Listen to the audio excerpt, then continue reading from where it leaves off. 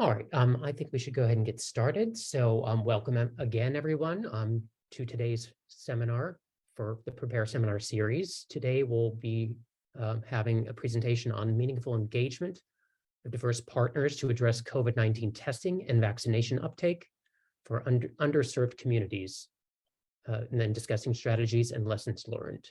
So today's speakers will be Dr. Rabin and Dr. Nicole Stadnick from UC San Diego, and they're joined by their colleagues, Dr. Bill Oswald and Paul Watson Jr. from the Global Action Research Center. All right, Dr. Rabin, would you give us a brief introduction to yourself, please? Yes, thank you so much for inviting us to present today. My name is Rabin. I'm an associate professor at the School of Public Health at UCSD, also a co-director of the Dissemination and Implementation Science Center, which is located within the ACTRI.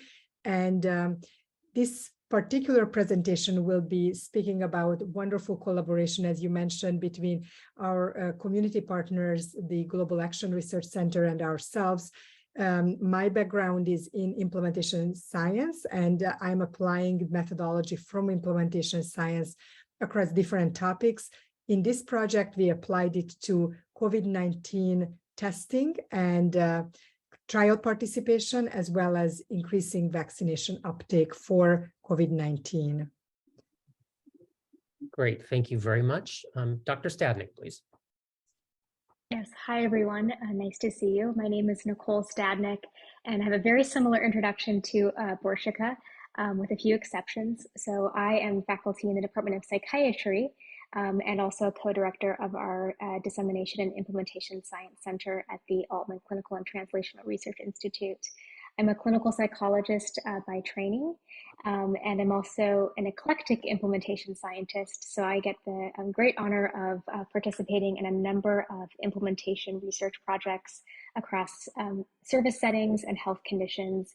And over the past 2 years, I've had the great pleasure of meeting and working very closely with Paul and Bill at the Global Action Research Center on several community engagement projects. So with that, I'll pass it back to you, Steele. Great, thank you so much. All right, Dr. Oswald, please. Hi, everyone. Wish I could see you in person, but it's nice to see your little squares.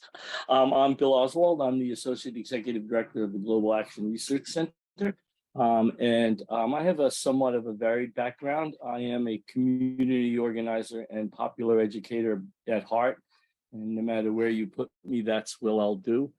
In my background, I've done direct community organizing, trained community organizers, and all that kind of stuff. And at the Global Arc, a lot of my focus is that sort of interstitial space between the community and the science and academic world. How do we build bidirectional learning and connect those two worlds together? They both need each other, and I'll be talking more about the process about how we do that. But it's really about how do we bring, how do we bridge the gap between a university like UCSD and the communities that we serve. Great, thank you so much, and we're so grateful to have you here today. It's going to be very exciting to hear from you and the rest of the speakers. Paul, please, can you give us a brief introduction? Sure. Hi, my name is Paul Watson. I'm the president and CEO of the Global Action Research Center. Our organization is a social change organization. And one of our key specialties is really around community engagement. And as Bill was saying, building bidirectional learning systems with institutions, universities, and those things.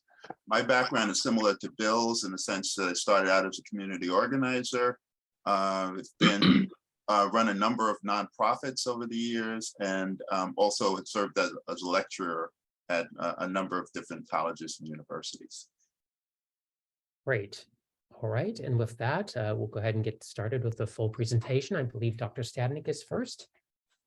Yes, thanks very much. Sure. So we would love to hear from you as we kick off our presentation today. If you are able to share in the chat, who are your partners in research? These could maybe be providers, they could be policymakers, they could be families, residents, Community organizers, we'd love to hear from you. Patients, okay. Residents representing underserved communities.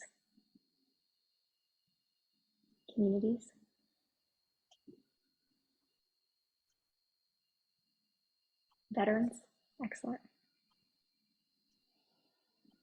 Foundations and scientists. I'll wait just a couple more seconds. Funders and funding agencies, excellent. Great, so a number of different types of partners, that's very helpful to hear.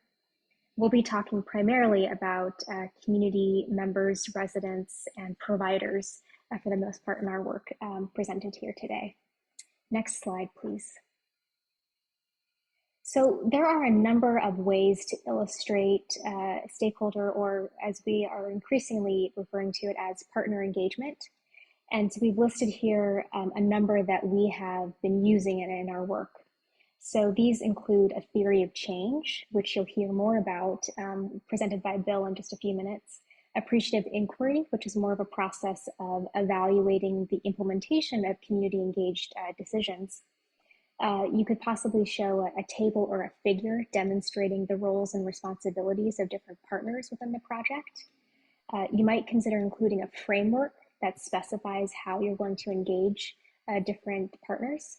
And then there are different evaluation and measurement considerations. These could include a measure of partner engagement. And I think we'll share a bit more about our work or our application of an engagement measure. And then you could also consider ethnographic evaluation of engagement meetings, which I believe Borshika will also be sharing about. There are other methods, and if you think of others that you've been using in your work, please feel free to include them in the chat so we can all learn from one another. Next slide, please, still. So to anchor our thinking in community engagement, we often like to use this spectrum of public participation that the International Association for Public Participation has published. So it's a helpful way to think about the different levels of engaging partners. On the left-hand side, the kind of least active way to involve or engage partners is kind of in an informed way. The next kind of level up is in a consultative way, all the way up to a collaborate and empower way. And for our projects that we'll be talking about, we've strived very hard to be in the kind of collaborate or empower level of participation and engagement. And so this is really where, as Bill was describing, there's a very clear bidirectional knowledge exchange and learning that happens between partners within the project. Next slide, please, Steele. So we'd like to acknowledge both the partners and the funders of the two projects that we'll be presenting about. The Stop COVID-19 California project and the Co-Create project, they are both funded by the National Institutes of Health through very specific rapid response mechanisms focused on reducing disparities in COVID-19 testing, vaccine access, and treatment access. And so on this slide, there are a number of people. We want to illustrate that these projects, they took a number of thoughts and resources to pull together. And so we just like to acknowledge all the people involved and the funders. Next slide, please. So I will briefly orient you to the two projects that we'll be describing before we get into the meat of the methods and our lessons learned. So the first project is the Stop COVID-19 California Alliance project. So this is funded by a community engagement alliance mechanism. And within the state of California, we were able to partner with a number of other UC campuses, as well as other universities. So this is a statewide collaborative to reduce misinformation, increase diversity and accessibility of COVID-19 clinical trials, and promote vaccination in the most affected communities across California. So this included partnerships across 11 universities and over 70 local community organizations. So Borshika and I were the academic leads of the UC San Diego site, and Paul and Bill were the community partners who we were able to work with for this project. Next slide, please. The other project is called Co-Create, and it's funded by a Rapid Acceleration for Diagnostics and Underserved Populations grant from NIH. And the focus of Co-Create was to partner with both a federally qualified health center, San Ysidro Health, and the Global Action Research Center to co-create a COVID-19 testing program to increase access and ease of testing near the US-Mexico border. And so this project, we just presented in our Community and Scientific Advisory Board yesterday. To date, we have administered almost 19,500 tests since April of last year. And so it's really had a huge impact on the communities in the southern part of the region. Next slide, please. So this is my last slide before I hand it over to Bill. We wanted to be very concrete about some of the strategies for community engagement across these two projects that I just shared about.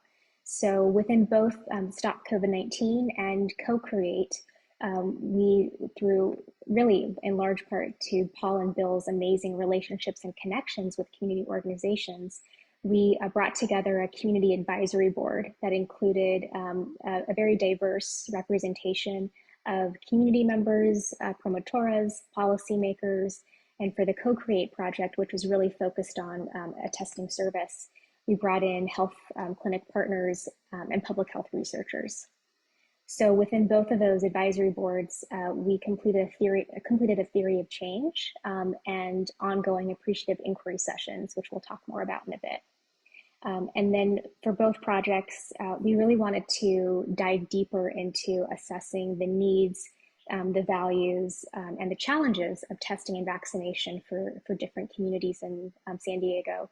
So we conducted surveys, listening sessions, and a brainwriting exercise to get feedback on our testing program in multiple languages, again, to really hear from the very diverse voices that are in our Southern California region. So I think with that, I'm going to hand it over to Bill to talk more about our advisory boards and our theory of change process. Okay, hello everyone. I should warn everybody that I'm an over-caffeinated New Yorker, which means I could do these slides in about 3 seconds. And the more excited I get, the faster I go. So please, I will not be insulted if you ask me to slow down. But let me start with saying what from the global arcs perspective, what our task was here was really to bring community knowledge into the dialogue about how to deal with COVID. And community knowledge is the knowledge that's held by individuals which they've gained through their lived experience. And the challenge of working with community knowledge as opposed to a knowledge coming out of the universities, it's not online. You can't just draw it up because it's carried around in the individuals who have gained that knowledge through their experience.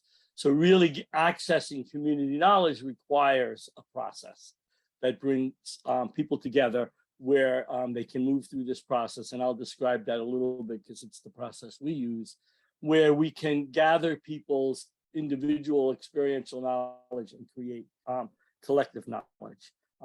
And so that's really the basis of this whole process is how do we, again, how do we bring up, highlight community knowledge and then integrate it with the other forms of knowledge. And as you can see on the screen, as you might guess, looking at the screen, it can be a bit labor intensive, which I think is why generally one of the reasons why it's not done. We use 20 meetings on Zoom and Miro. We had to figure out how to do that. This is also a great learning experience as we entered the Zoom world. But things like translation, we only in these, both the Stop and the Co-Create only had to use Spanish language interpreters. However, representatives on the Stop community advisory board came from 7 different linguistic communities, not counting English. And had those people not been bilingual, we would have had to try to figure out how to do that. And a side note, I do support organizing in that community around education, and we work in 8 languages plus English on a regular basis. And so translation and interpretation is important. I had a community leader tell me one time, if this material is not in Spanish, it's like I'm not here. And so it becomes important. And then all the things about talking slowly, because my challenge, I've been doing this for years and I still speak too quickly for interpreters, but all of that. And so that's I think what's important to know is that you have to think it through. For example, we had to make sure everybody from the community had access to the internet. We had to purchase hotspots and Chromebooks so that everybody could do that. So you can't just assume in the community that everybody can engage it. So okay, next slide, please. And so this is our theory of change. I don't know if folks here are familiar with this process, the theory of change. As far as I know, I've always learned about it through the Aspen Institute. But it is, like many, it's a planning process. It's a way of taking a group of people who want to achieve something together and lay out a plan for doing that. If you've written state and federal grants, which I'm sure most, if not all of you had, I'm sure at least one of them has required a logic model. And so a theory of change is not the same, but not really different from a logic model, although in the ideal world, people would do a theory of change followed by a logic model, but we don't like to take that much time in planning. But anyway, as you can see on the left, the process is simple. The group comes up with what they want to achieve, and then they begin to ask themselves, well, if we want to achieve this, what kinds of conditions need to exist? And this is where the theory of change really diverges from the logic model. Because the logic model, as you know, if this is what we want to get, the next question is, what do we have to do? Well, this first question in theory of change is, what conditions need to exist for this state that we want to be possible? So it doesn't jump right into what has to be done, but what are the conditions? And then moves into the question of, okay, if these are the conditions we need to create, then what actions do we need to take to create those conditions? And then how do we measure our change? How do we measure our impact? And how do we define success? You know, measuring change can be pretty empirical, but how you define success is really perceptual. Particularly in the community, you want to know what they think is success, because it could be very different from the research field or the practicing field. So how do they define success, and then how can we measure that? And the other thing that's different in a theory of change than a logic model is, if you look on the right, the list of the factors contributing to the disparities. Because before we even move into what are the preconditions, we need to know, well, why do these disparities exist? So again, drawing on the lived experience of the people. Now in the STOP, it was all community residents. In co-create, it was a mix. And it was really helpful to hear how the community sees as the reasons, and then what folks within the system see as. And interestingly, it was a great deal of consensus. So that's the other part. And when you look at the model, that A means what assumptions are we making in this model? And that's really what we're talking about when we look at the model. Why do we have these disparities? What are the root causes? That's really making sure we have consensus on why this is happening. Because if I think it's because you're lazy and you think because the system doesn't let you in, then we don't resolve that difference. We're not going to be able to move forward on a plan. Because our process, and I'll go through it a little bit, is a consensus building process. Because when we bring the community together, we collectivize the knowledge. We want to make sure everybody there owns the knowledge and sees their voice in that collective knowledge. So the process is important. So again, if anybody has any questions, I'm fine if you raise your hand or just shout out and want me to ask a question or slow down. Next slide, please. There's a lot of detail on this, and but essentially this outlines the 7 sessions it took for us to create that theory of change. And I think, it starts out as really what's our goal, what's our role, why are we here, and what do we want to accomplish. The second meeting focuses strongly on, okay, what's the North Star? What is it we want? What is the goal? Why are we coming together? What do we want to achieve together that none of us can achieve by ourselves? And that's, again, the North Star, which is pretty common evaluation language. And again, beginning to get into why. Why do we have this problem? What are the disparities? And the value of this, in this process, in both of these, is really getting people's voices. When we select people for these advisory boards, we're also very intentional in who we select. In the Stop COVID board, every one of those people were representatives of their community. They were people who were leaders in their community and connected to their community. Most of them worked for their communities through what's called ethnically based community organizations. And I don't know if you're familiar with those, but San Diego is a major refugee resettlement place. For a while, they had most of the refugees resettled in this community. We were making sure that we were not just talking to individuals from that community, but each of those people had a network of people who they would share this information and knowledge with, but also bring information back from their community. They're very much an important information communication conduit for their communities. In the co-create one, it was fascinating because we had the community people were promotoras.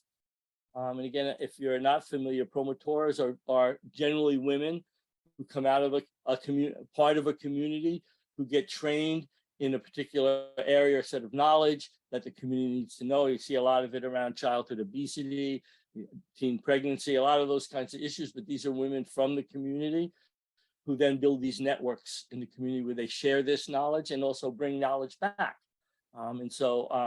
Promotoras. And then we also had practitioners, people who were on the front lines trying to do this testing as the pandemic was flaring, and then the researchers behind it, and be able to hear from each of them what were the challenges and the things that had to do. So again, I won't go because you can read through this, but it's a step-by-step process.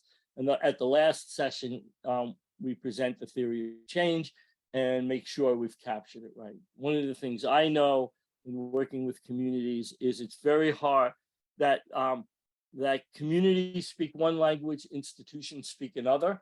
And when we want to communicate with institutions, we need to speak in their language. So part of my job is to help translate community language into institution language. But before I show the institution, I need to go back to the community and make sure I didn't misrepresent them as I put their stuff together. So next slide. I don't know if there should be 6 steps there. There they are. Yeah, you can. This is really the global arcs process. And again, when I talk about it, it's a consensus building process. And we use this at any time we're working with a community or any group of people who want to be able to do something together. And it always starts out with a focus question so that everybody can be focused on the same thing. In this case, one of the first ones is why in your community, in your experience, the people you know, why are they getting tested or vaccinated? What's going on there? And then once that focus question is out, we give everyone in the group time by themselves, quietly, to sit quietly and come up with their own answers to the question. We want them to come up with at least 5 to 7 answers. And then once everybody's had a chance to think through it for themselves, then we bring them together in small groups. And in those small groups, they share what each of them said, and they look to say, what are the clearest, the most important answers? What do we want to project forward? And again, everybody's voice is included. Nobody's voice, nobody is ever told, no, that's not part of it. So everybody's voice gets included. And then once the groups have had a chance to sort through the responses to the question and see how the group feels about it, then we bring everybody together. And you can do this with a small group. I've seen my colleague Paul do this with 300 people. It's a fascinating process. You just have more small groups. But once the groups are done, the material, their responses come up, and we all look at them and sort them together. And we don't have them all come up. We bring them up, and we use a number of what I call forcing mechanisms. So, for example, when we were asking the groups to bring theirs up, I might say, bring me up your 3 clearest ideas. And that's a forcing mechanism, because now the group has to think, well, which are, as opposed to, oh, you know, they pick them. And so usually that, but eventually they all come up. And in that process, we begin to sort them. What are the themes? Do any of these go together? What are those themes? What are they? And then once people begin to sort those, it's like, okay, what is that theme telling us? And then they begin to name them in the process. And again, in the end, all of the cards that people came up with are on the board. They're all sorted based on the themes. So we can say the reason and answering the focus question. The focus question is, why do these disparities exist? These disparities exist because, and the responses categorized tell us what that is. And from that point, and again, what happens is everybody sees their work, their ideas, their thoughts on that board. Everybody owns what's there. And so it's very much a consensus building process. So now that whole group is ready to come together and move forward. And then we go from there. Okay, if those are the, you know, what are the conditions, and that process is repeated over each time until we come up with the final theory of change. And at the very last meeting, they get presented with the change. So next slide, please. And so again, there's a lot of material here, but what you can see is if we the co-create focused mostly on testing, although members also had questions about vaccinations. Well, the stop COVID was focused on getting people vaccinated, but also getting people into clinical trials. Why are they not participating in the clinical trials? And so the blue top is a combination. It's pretty much what came out, because as you can imagine, there was more similarity than difference in the responses. And so you can see on that first row the necessary conditions, like language. Again, we're dealing with a multilingual community. And what we know is oftentimes it's not just knowing the language. We have particularly a lot of refugee communities. And while language is always a barrier, the fact that they've been in a refugee camp from anywhere from 10 to 20 years and haven't interacted with institutions, they need a lot more support than just being able to speak Somali or Swahili or whatever.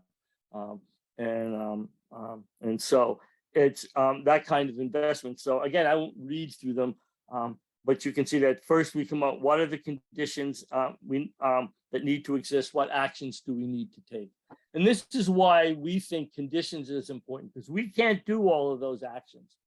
One of the things that came out very consistently here, a problem with COVID, is these communities live in small apartments with lots of people.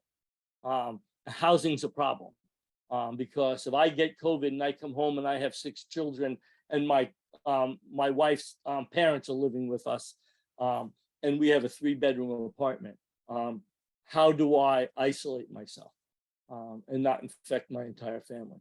And so housing issues, ability to access to healthy food, those things, when you look at conditions, you begin to see, okay, we might be able to send out more testing things, but that by itself, until we see how we can begin to address some of these bigger issues, we're not going to be able to do that. And so that's part of the process here. And again, you know, much of this is kind of empirical. You can measure it, except for, again, defining success, making sure that the community agrees we might think increasing testing by 4% is a good idea, but they're thinking it needs to be by 70%. And so telling them it's 10%, we're thinking it's real good, and they're going, yeah, well, come back when it means something. And so making sure we understand what success is. And again, that comes out of the process. And so, I think that's it, except the next slide is my last slide. And again, this is an article that's been published that really the Borsika and Nicole are incredible in getting our work documented and out. But this is a really good gives overview of the process and what it took to do this. So if you want to know more, I would start there. But also feel free to reach out to me. So, and so this is my slide. I believe, Borsika, that you're up next. Very happy to. Thank you so much, Bill. I think that what you are hearing from Bill and Paul are perhaps the freshest content for today, because very infrequently we get to hear from those who are working directly with communities on how best to engage them. I would love to hear from you all who are on the call. What are the most challenging aspects of you engaging partners for research? So if you could put it in the chat, that would be wonderful. What do you find most challenging when you are engaging with your research partners? And I will wait a few seconds here to see what answers might be coming in.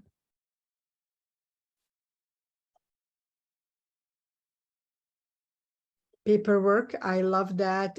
Well, I don't love it actually, but I love the answer. I think that would be a separate session that we could discuss the challenges of engaging, especially when we are engaging with community partners. And then somehow, yes, IRBs, MTAs, yes, scheduling meetings, ensuring equitable compensation. Thank you so much. Those are great. Others? We had a lot of discussions during these rapid projects of how to support community partners outside of academia to be successful in engaging. There are so many expectations for them to complete forms that are very familiar to us, but not so much to them. And I'm sure that they could provide us with types of forms that we are not familiar with. So coming up with ways to engage them and help them in these processes is very important. I'm going to move on. Thank you so much for these answers. We can go to the next slide. I'm going to talk about two more methods that we have used in these projects to gather information from various partners to ensure that their information, their priorities are incorporated in how we are doing work. And one of these are perhaps interesting to many of you, can be used very flexibly across different kinds of projects, and it's called Brainwriting Premortem Guide. You can see the citation for this particular method, Gilmartin and colleagues. The original idea of brainwriting is coming from outside of public health or health services research. It's commonly used in the business environment, in the generation of new innovations, and just like developing airplanes and other types of risky innovations as well. But it has been applied by Gilmartin and colleagues in the context of health services research in the VA and then in other projects. And the concept is that you approach a new innovation with the idea that it might fail. And you actually go in with this seemingly negative question that ask individuals who will be very knowledgeable about the potential use of the innovation, how will this innovation fail in the context where you are? The method builds on both brainstorming as a group and then individual brainstorming. So you are building on the individual wisdom. You are asking each individual to write down a few different ways that the innovation might fail when it's implemented in their context. Then it's being shared in a round robin method. And then the different kinds of failure options will be then discussed as a group for solutions. And so I found this really a nice and very concrete way to get input from different individuals. So in our project, and we can go to the next slide, we actually engaged both patients at our federally qualified healthcare center and providers to learn about our testing protocol. And before we implemented it, and right around the middle of the implementation, we presented them with the protocol of how we are planning on doing COVID-19 testing at the clinic, and asked them how this protocol is going to fail as we are implementing. We created two versions of the protocol, one that was relevant to providers, so a process map that would follow the interactions that providers and staff will experience, and another version that was more relevant to the patient, how they would experience the testing. And we initially planned to do this in a group setting, but of course with COVID-19, that's impossible. So we modified the method for individual mini interviews over Zoom and presented these process maps. And there was a Spanish version of this for patients as well, and asked them how the actual process will fail. And if we go to the next slide, you can see that it's a very simple interview guide. That's the nice thing about it. You basically ask them a few perhaps warm-up questions about who they are, how they are related to San Isidro Health, in this case, our FQHC with whom we worked.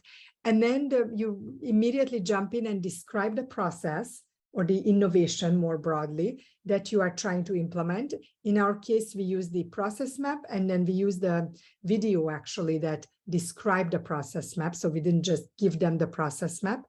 And then we ask them a question, you know, why do you think this innovation will not work? And we ask them to write those down, those ideas, and then identify some top versions. What would be the top 3 reasons why it would fail? And some people had more than 3, and some had 3 reasons. Then we ask them to share those. And then we also ask them then to reflect what kind of suggestions they have to avoid this failure to happen. So it's a very simple process, but it allows for people to think about the innovation in the given context. So if you go to the next slide, thank you so much. You can see that we conducted a total of 19 brainwriting interviews. We did 2 rounds. The first round was again before we implemented the testing and then or early stage. And then the second one was in a later mid stage when the program has changed. So there was a different process map.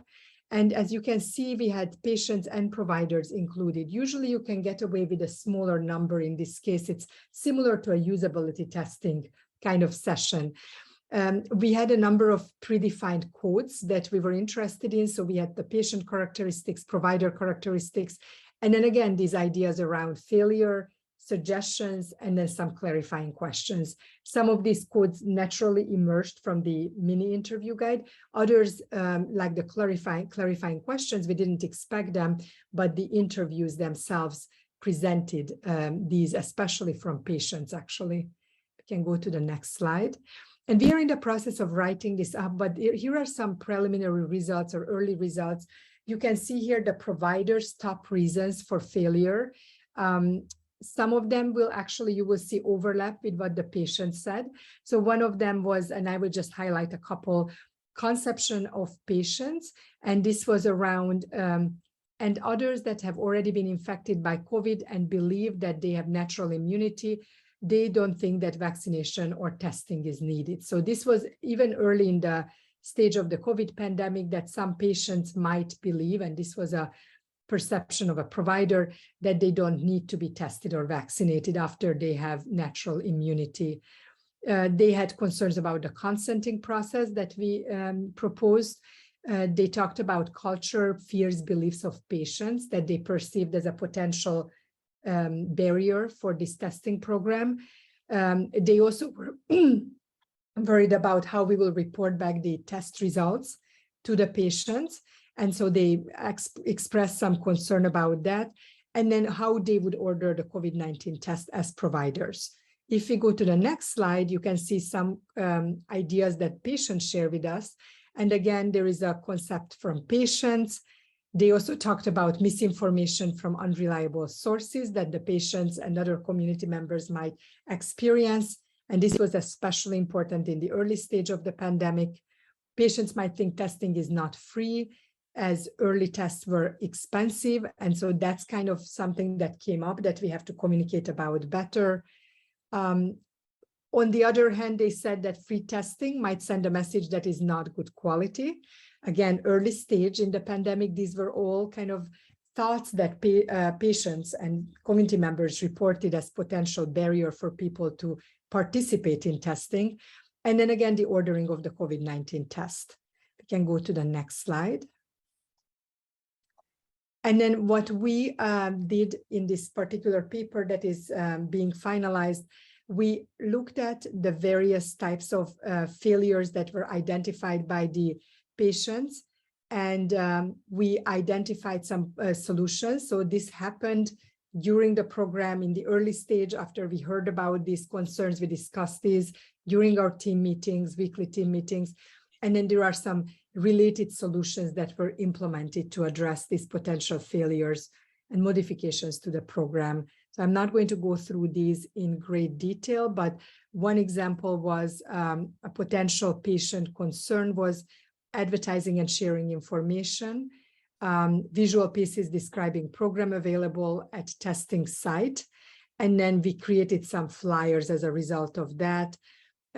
Also from the patient's recommendations was website or social media showing when and where testing is offered. And that was definitely a way that we communicated with community members. And then you can kind of look at the various types of changes that we made to the program as a result of this testing and interviews. Next slide, please. And then a second one, and I'm going to keep it very brief because I would like to leave us some time for discussion, but another methodology that we used is to document and evaluate our virtual community engaged process. So the community advisory boards, as Nicole and Bill described them, they were all virtual on Zoom. That was the only way we were able to meet regularly. We wanted to figure out whether these engagements are meaningful from the perspective of the participants, and then also from a more objective perspective. And we used documentations during these meetings, and there were trained documenters who were often graduate students or undergraduate students or parts of our research team who had a form that they used for this documentation to collect information about what's happening during the community advisory boards. And I will show you a few slides on the next few slides, and we can slowly go through those. If you could go to the next slide, please. This is a publication that will describe this. It's under review. We can go to the next slide.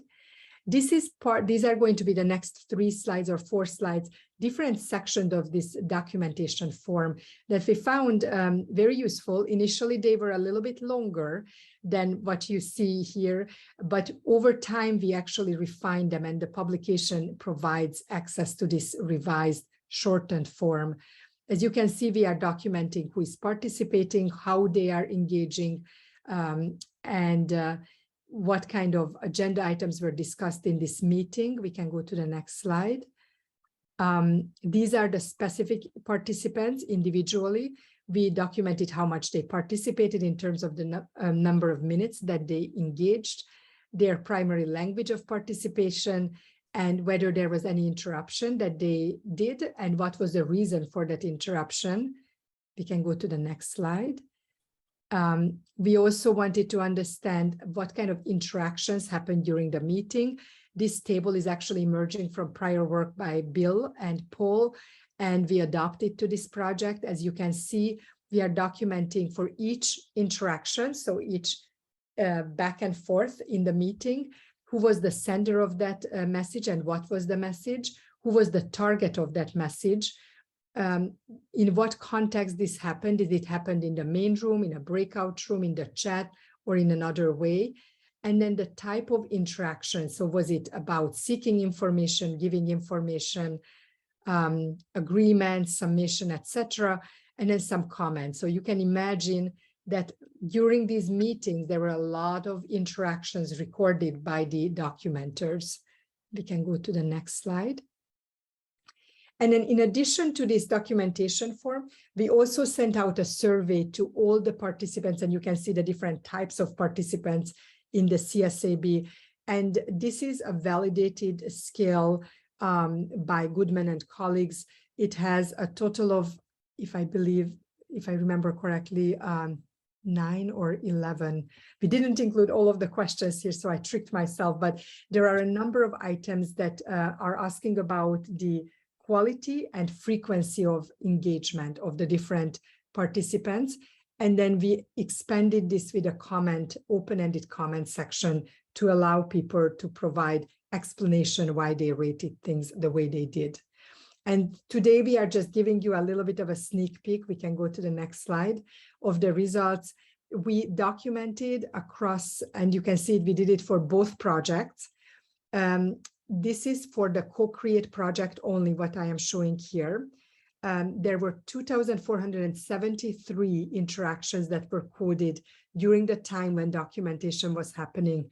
And you can see the distribution of these. And I'm not going to get into the details, but it's these different categories or constructs that I mentioned earlier, the sender, the target, and then the types of interactions.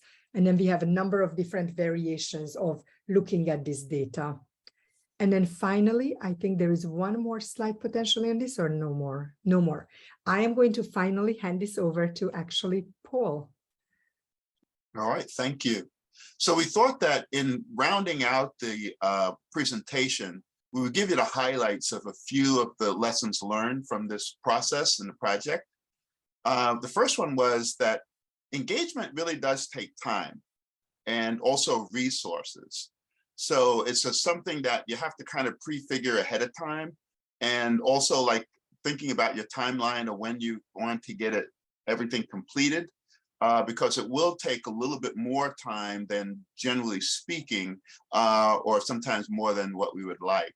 The second thing is that when you're working in various cultural communities, we have to have cultural humility. And what that means basically is that you have to take into consideration not only what works best for us, but what's going to work best within that culture. So for instance, a typical Western kind of a timeline or a time day was 9 to 5, we usually work. But in the community, and particularly within different cultural groups, that may not work. So you have to do them in the evening, sometimes even on the weekend, as opposed to that. Bill and I have had meetings where it's been primarily Islam religious folks. And so we have to sometimes figure out what time is prayer and how do we figure that into the process of what we're doing. So it really does cause us to step back and really try to relate more to the cultures that we're working with, as opposed to just imposing our own preferences. The other thing that was talked about a lot by Bill and Nicole and Borsika is the importance of translation and interpretation. Because if you really want people to feel comfortable and to share, they've got to really be able to fully understand and also be able to feel comfortable communicating back. And so it's on our end then that we have to deal with the interpretation and the translation. And then one of the last things that we wanted to really talk about is sometimes our own institutional structures are things that we have to figure a way around. They could be blocks for us. So for instance, one of the things that we felt was really important was that everybody involved in the research was being compensated in one way or another. And yet we were saying that the community was providing vital information that we needed to hear. Well, then they needed to be compensated as well. And so we all agreed with that, but then the institution couldn't quite figure out how do we give out a small amounts to a whole bunch of people related to this research study. So we had to really come up with different creative ways of getting around that and overcoming that. And so one of the ways that we did was by having the community partner take that responsibility on. And so it was just awarded within their award to really take care of that. So those were just the highlights. There's many, many other things, but those were the key things that we wanted to be able to share with you. That really this process helped us to really identify and to think about, as we do other projects, how do we inculcate these things? Next slide, please. So now Nicole mentioned in the very beginning that we wanted to also learn from you. And so we had this question that we would want, if you could just take a minute or so and put this in the chat. And what's your favorite strategy or secret sauce to meaningful engagement of partners? So based on your experience, we would like to know what kinds of things that you've done and what has worked well for you. That would really be helpful to us as well. The other thing I was going to ask, while you're doing that, we've got a couple of minutes, maybe for one or two questions that you might have that you'd want any one of the panel members to respond to, or comment about, doesn't have to be necessarily a question, a comment in regard to what you're doing. If you could either raise your hand or just holler out what that question or comment is, and we'll get one of our team members would respond. Okay, see in the chat, it says including partners from the onset and developing, what is it? And developing the research plan study design together. So Elizabeth, is that a question or just a comment? Oh, no, I was saying you had asked for ideas about favorite strategies. And I actually come from the community side before and had worked with investigators at UCSD, and things always worked much better when they included us from the onset versus coming to us after they had a grant or just a letter of support from us to design the program. Yeah, you're exactly the same experience that we had. So thank you. That was good. Yeah. That's probably the most common, consistent complaint from the community is you come to us too late. Mm-hmm. Yep. So I see another one from Davey about empowering communities at the beginning. Would you want to comment on that? I know that we had recently some discussions about the idea of empowerment. Yeah, I think, you know, empowerment is, Bill and I have mixed feelings about that term because it sort of indicates that you can benevolently empower somebody else. What our feeling about it is, it's really more about creating opportunities for people to fully participate and to share their ideas and working through. Because just a comment that we were just mentioning earlier, if you engage people from the very beginning, from the design, the development of the plan, the implementation, and then also the evaluation, what you're doing is giving people a sense of control, and you're allowing them to really be able to be a full participant in it. And so you know, you can call it empowering, but it's really creating opportunities for people to fully participate and to own their own ideas, decisions. Bill, I don't know if you wanted to add to that. No, but I'm just looking at Wendy's comment about cultivating long-term relationships. That just can't be stressed enough. I mean, a lot of the success of the Global Arc and bringing in the community is Paul and I have decades of experience of working with these groups over time. And so, again, there's no short fix here, but it is about developing relationships. A lot of times, is I think you're implying at the end of your comment, Wendy, about rather than just taking value for the community, particularly one like next to UCSD, people are coming, and I mean,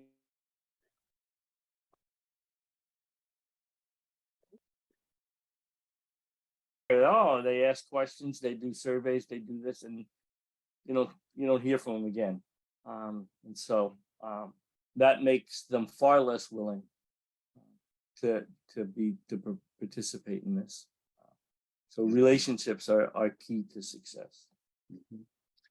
I'd like to also reiterate this, the comment that Davey just put in the chat, and that's about asking the community what they want. And even when I was teaching and trying to give students experiential learning, we would sit in the classroom and dream up this wonderful, wonderful project that we could do that's going to benefit the community, and then go out and do this unto the community and get mixed responses because we never asked them what they wanted to do. And so it just, you have so much more success when you start out by going into the community, finding out what these people want, what are the issues that they're dealing with, and then going back and figuring out, okay, well, what could we do to help support that work? Then you're creating real partnerships, creating mutual respect and understanding, and that will go a long way to helping the research become efficient and effective. I fantasize the day that all research questions come out of the community to the universities. Mm-hmm. We're moving there little by little. Little by little, yeah. But I mean, that also raises some of the structural issues. And the fact that if you are faculty at a university, particularly UCSD, where you have publisher parish, you know, in terms of your career, the kinds of research that I do in the community, I don't have to worry about publishing. Participatory action research, not particularly publishable. I could not do that if I was UCSD faculty, or at least until I got my tenure. And so there's a lot of ways, in addition to the things that Paul was pointing out, the structure, the reward structure within the university makes it very difficult for a faculty to fully engage the community as a full partner.